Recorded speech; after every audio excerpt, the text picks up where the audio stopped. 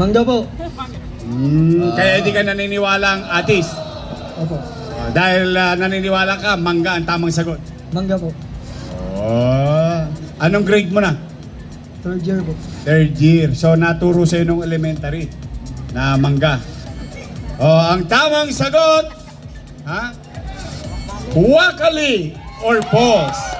Mangga ang national fruit ng Pilipinas. Maraming salamat. Pero ito sa mga nagsabing langka, kahit nasa wakali eh. Yung langka, yun yung pag nahulog sa mukha mo, puro bukbok ang aabuti mo, di ba? Ang daming talim. Teka, kinakabahan ako eh. Sasaksakin ka na. Natanda ko kahapon, di ba? Natutulog ka, di ba? Tutulog ako eh. Bigla ako nagising.